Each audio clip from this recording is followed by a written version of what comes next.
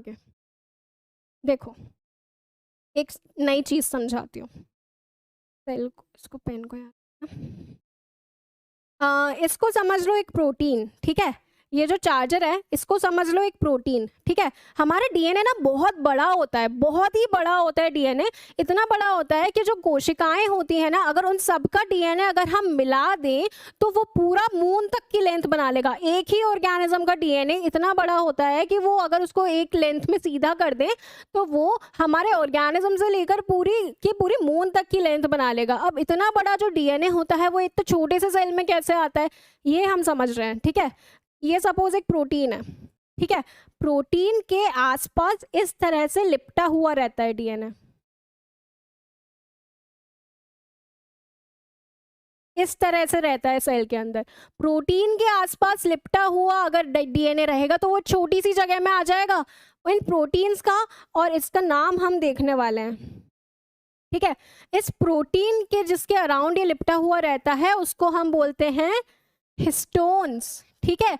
ये रहे हमारे हिस्टोन प्रोटीन्स।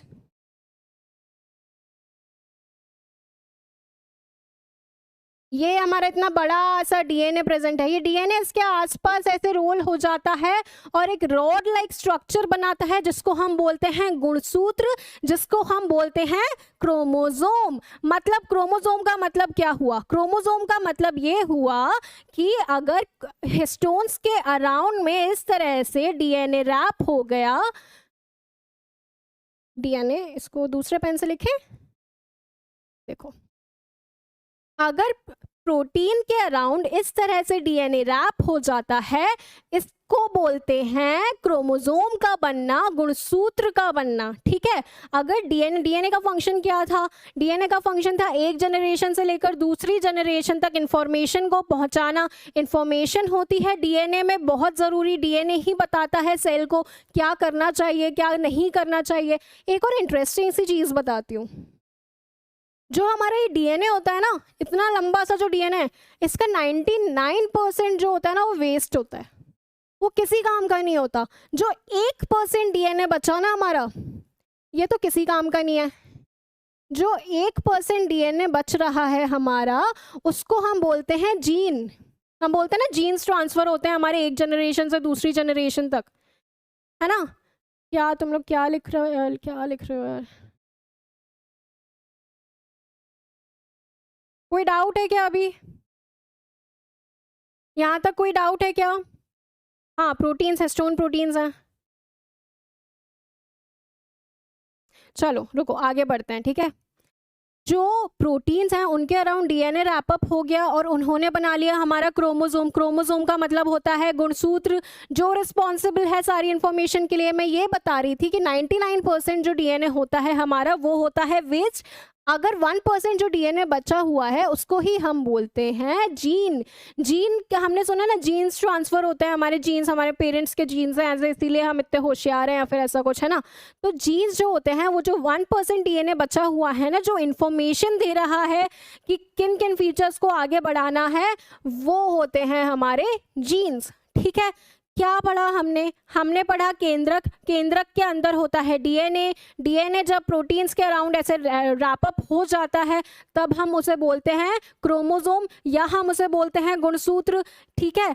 उसके बाद में डाउट्स, हाँ, क्या होता है? डीएनए होता है, डीएनए में इंफॉर्मेशन होती है, लेकिन वो सिर्फ 1% रीजन में ही होती है इंफॉर्मेशन सारी, हमने ये पढ़ा, ठीक है। क्रोमोसोम्स के फॉर्म में प्रेजेंट होता है। अब ये जो क्रोमोसोम होता है ना, इसको मैं एक सेकंड रख कर आ जाती हूँ चार्जर को।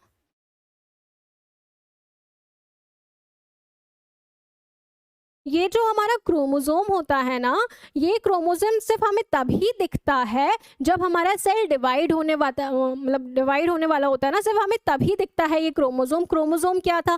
गुणसूत्र क्या था? रॉड लाइक स्ट्रक्चर्स थे जिसमें प्रोटीन लिपटा हुआ था डीएनए के, प्रोटीन के आसपास डीएनए ऐसे रैप्ड अप था, है ना, उसी को हमने बोला था क्रोमोसोम।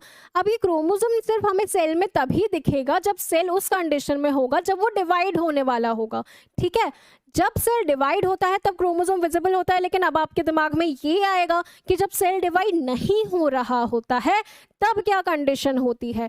तब जो डीएनए होता है ना, वो सेल में ऐसे ही फैला हुआ होता है, ठीक है। वो रॉड शेप ऐसे स्ट्रक्चर नहीं बनाता है, ये हमारा क्रोमोसोम है, ठीक है, ऐसा स्ट्रक्चर नहीं बनाता है और तब उसको बोलते हैं क्रोमैटिन मटेरियल। क्या बोला मैंने, वापस दोहराती हूँ। देखो, अगर सेल डिवाइड होने की कंडीशन में होगा, जैसे हमने पढ़ा था ना, रुडोल्फ वर्चो ने बताया था कि बहुत सारे सेल्स जो आ रहे हैं वो पुराने सेल से ही आ रहे हैं, है ना। जब सेल डिवाइड होता है 1 से 2 में, तभी सिर्फ हमें ये देखने को मिलता है, बाकी सारी कंडीशन में डीएनए ऐसे ही फैला हुआ होता है, ठीक है। उसको हम बोलते हैं क्रोमैटिन मटेरियल, ठीक है। अब क्या होता है, हमारी बॉडी में कितने क्रोमोसोम्स होते हैं? हमारे एक सेल में प्रेजेंट होते हैं 23 पेयर। 23 पेयर मतलब 23 जोड़ होते हैं, 22 नॉर्मल क्रोमोसोम्स होते हैं और 22 पेयर्स और 1 पेयर होता है हमारा सेक्स क्रोमोसोम्स का, जो ये डिसाइड करता है कि जो आने वाली जनरेशन है वो लड़का होगा या लड़की होगा, ये डिसाइड करता है हमारा ये एक पेयर। बाकी के जो हमारे 22 पेयर्स हैं वो दूसरी इंफॉर्मेशन देते हैं, ठीक है। तो हमारी बॉडी में कितने क्रोमोसोम्स हुए? 23 पेयर ऑफ क्रोमोसोम्स होते हैं हमारे शरीर में।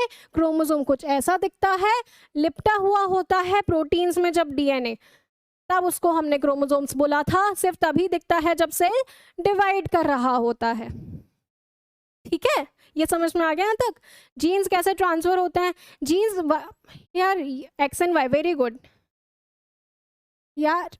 जीन्स कैसे ट्रांसफर होते हैं यार? जब एक जनरेशन से दूसरी जनरेशन में डिवाइड होते हैं, जब एम्ब्रियो बनता है, तब जब मेल सेल और फीमेल सेल का फ्यूजन होता है, तभी ये जीन्स जो होते हैं, ये जो क्रोमोसोम्स होते हैं, जो 1 पेयर ऑफ क्रोमोसोम है, यही हेल्प करता है डिसाइड करने में कि नेक्स्ट जनरेशन लड़का होगा या लड़की होगी, ठीक है। तो हमने क्या पढ़े? हमने यहाँ पे क्रोमोसोम्स को हम थोड़ा सा वापस डिस्कस कर लेते हैं। रॉड शेप स्ट्रक्चर्स होते हैं, visible only when the cell is about to divide. सिर्फ तभी दिखते हैं जब सेल डिवाइड होने वाला होता है, ये मैंने बताया था, ठीक है। Chromosomes contain information for inheritance of the features. Inheritance में हेल्प करता है। मैं पढ़ती नहीं जा रही हूँ, ये सब मैंने पढ़ा दिया है ऑलरेडी, वही रिपीट कर रहे हैं। नोट्स में क्या लिखा हुआ है, ये एक एक शब्द आपको समझ में आना चाहिए, ठीक है। Chromosomes contain information for inheritance. एक जनरेशन से दूसरी जनरेशन तक अगर कोई फीचर्स जा रहे हैं तो वो गुणसूत्र की वजह से जा रहे हैं, वो क्रोमोसोम्स की वजह से जा रहे हैं। क्रोमोसोम्स किन का बना होता है? डीएनए का बना होता है, प्रोटीन का बना होता है। कैसे मैम? हिस्टोन था, प्रोटीन था, उसके आसपास डीएनए लिपटा हुआ था, तभी रॉड शेप स्ट्रक्चर बनाया था, तभी क्रोमोसोम बनाया था। मतलब क्रोमोसोम किसका बना हुआ है? डीएनए का बना हुआ है और प्रोटीन का बना हुआ है, ठीक है। अब DNA molecules contain information necessary for constructing and organising cells. जो डीएनए होता है उसमें जो 1% था ना, हमारा जीन जो था, वही सारे पूरे सेल को फंक्शन को, पूरे सेल के जो फंक्शन थे उसको चला रहा था, पूरी इंफॉर्मेशन दे रहा था, ठीक है।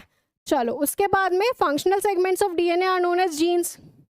जो 1% बचा हुआ था वही हो रहा था हमारा जीन, ठीक है। In a cell which is not dividing, the DNA is present as part of the chromatin material. यहाँ तक आज हमने पढ़ा है, ठीक है। क्या क्या पढ़ लिया हमने? हमने ये पढ़ा, न्यूक्लियस होता है, एक केंद्रक होता है जो कि पूरे हमारे सेल को इंस्ट्रक्शंस देता है। उसी केंद्रक में प्रेजेंट होता है डीएनए, उसी केंद्रक में प्रेजेंट होता है हमारा क्रोमोसोम, ठीक है। क्रोमोसोम कैसे बनता है हमने ये समझा था, जो गुणसूत्र था ये कैसे बनता है, डीएनए प्रोटीन्स के अराउंड रैप्ड अप होता है, ये समझा था हमने।